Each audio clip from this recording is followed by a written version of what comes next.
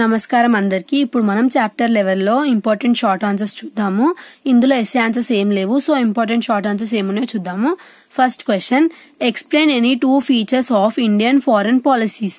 ఇక్కడ మనకి ఏం అడిగారు, explain any 2 features of Indian foreign policy అని అడిగినారు. 2 ఫీచర్స్ అంటే ఓన్లీ 2 రాయాలి కదా, ఎందుకు ఇక్కడ 5 ఉన్నాయని అడగొచ్చు మీరు. బట్ ఇది షార్ట్ ఆన్సర్స్ కదా, ఒకవేళ ఇది 2 మార్క్స్ లో వస్తే క్వశ్చన్ అప్పుడు 2 ఫీచర్స్ రాస్తే సరిపోతుంది. కానీ ఇది మనకి 5 మార్క్స్ లో ఇచ్చి మనకి క్వశ్చన్ ఇలా ఇచ్చారు కాబట్టి మనం కంపల్సరీగా 5 పాయింట్స్ రాయాలి. సో ఇప్పుడు మనం ఏమేమి ఫీచర్స్ ఉన్నాయో చూద్దాము. India started playing an active role in international politics. India ఎప్పటి నుంచి ఇంటర్నేషనల్ పాలిటిక్స్ లో యాక్టివ్ రోల్ ప్లే చేస్తుందంట, 1947 లో. ఎందుకు 1947 నుంచే, ఎందుకంటే అప్పుడే మనకు ఫ్రీడమ్ వచ్చింది కాబట్టి. సో ఏమేమి ఫీచర్స్ ఉన్నాయో చూద్దాం. International piece. ఇంటర్నేషనల్ పీస్ అంటే ఏంటి, India is a peace loving country. ఇండియాలో చాలా శాంతిగా ఉంటదంట. తర్వాత ఫారిన్ పాలసీ ఏం ప్రమోట్ చేస్తుందంట, పీస్ ని, ఫ్రెండ్షిప్ ని, ఇంకా కార్పొరేషన్ ని వేరే కంట్రీస్ తోని ప్రమోట్ చేస్తుందంట. ఆర్టికల్ 51 మనకి ఏం చెప్తుందంట, Indian constitution directs the states to work for international piece.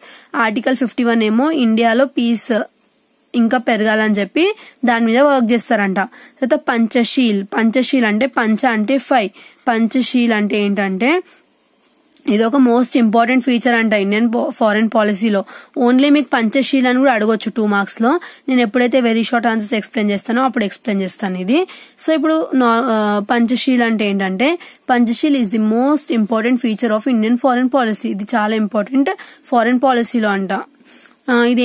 ఇందులో ఏమేమి ఉన్నాయంటే features, mutual respect for territorial integrity and sovereignty. మన దేశం పట్ల మనకి సోవెనిటీ అంటే మన దేశం పట్ల మనకు రెస్పెక్ట్ ఉండాలంట. తర్వాత నాన్ అగ్రెషన్ ఉండాలంట.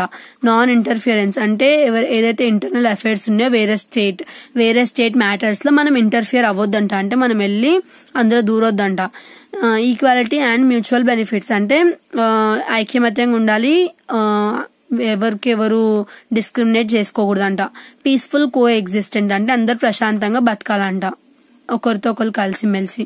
Non alignment is an important feature of Indian foreign policy. ఇందులో కూడా ఇండియన్ ఫారెన్ పాలసీలో చాలా ఇంపార్టెంట్ ఫీచర్ అంట.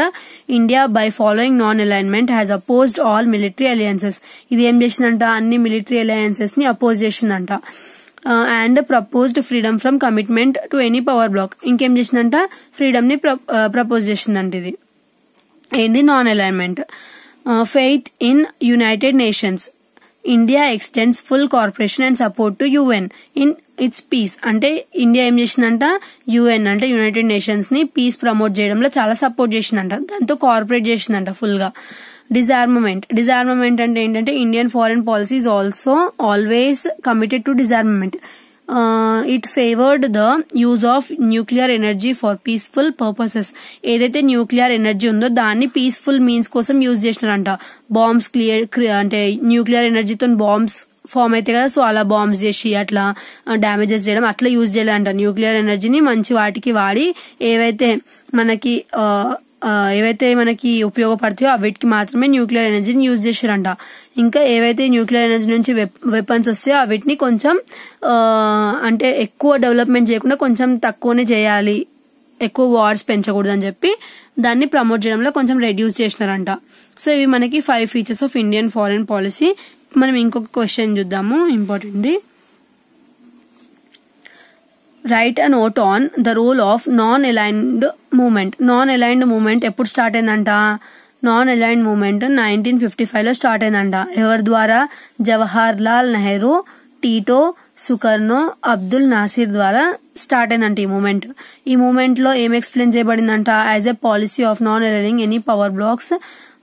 ఇదేం చేసిందంట, ఇందులో 120 మెంబర్స్ ఉండే అంట.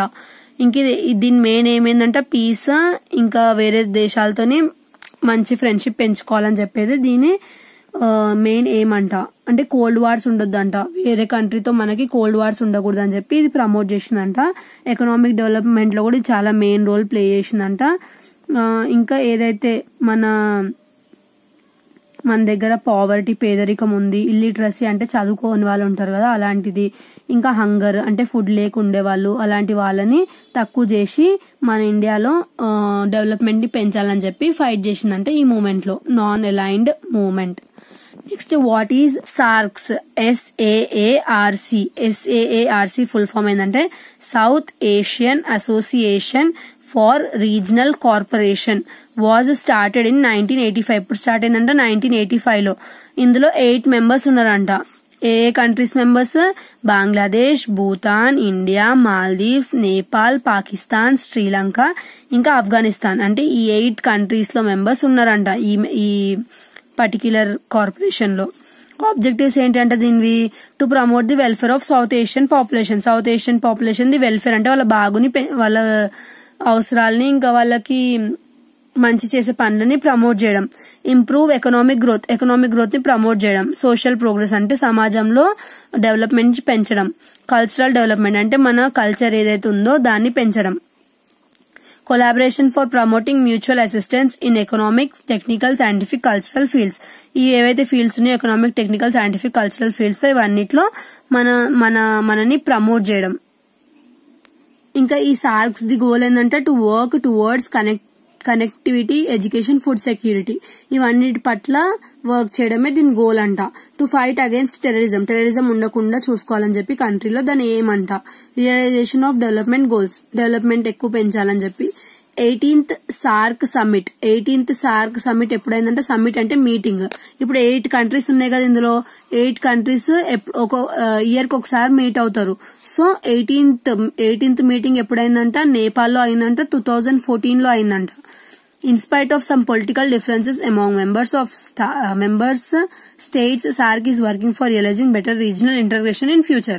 సో ఇదేం చేస్తుందంట, కొంతమంది ఇప్పుడు ఈ 8 మెంబర్స్ ఉన్నారు కదా ఈ కమిటీలో.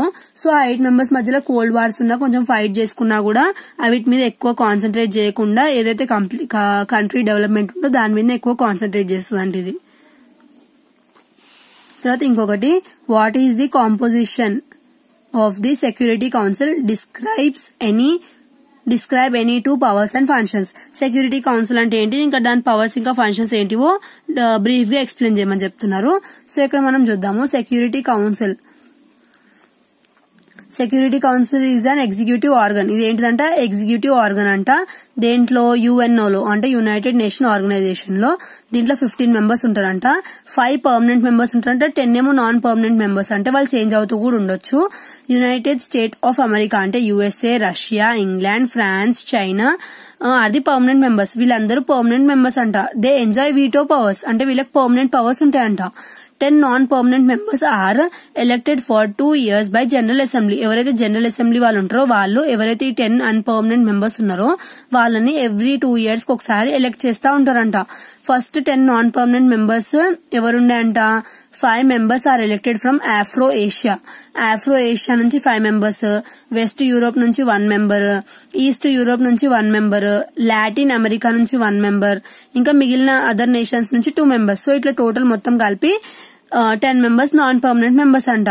తర్వాత presidency is held by the member states for 2 months according to their alphabetical order.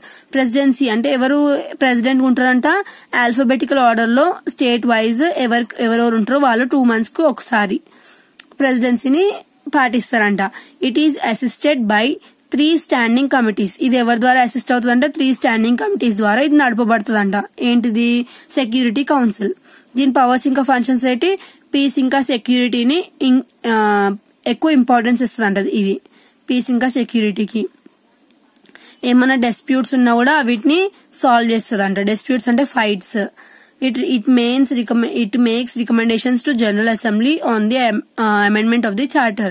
ఇది ఏం చేస్తుందంట, జనరల్ అసెంబ్లీకి కొన్ని రికమెండేషన్స్ కూడా ఇస్తుందంట. సో ఇక్కడతో మీకు షార్ట్ ఆన్సర్స్ కూడా అయిపోయినాయి, చాప్టర్ లెవెల్వి ఇంపార్టెంట్వి. సో మనం నెక్స్ట్ వీడియోలో వెరీ షార్ట్ ఆన్సర్స్ చూద్దాము చాప్టర్ లెవెల్వి. Thanks for watching.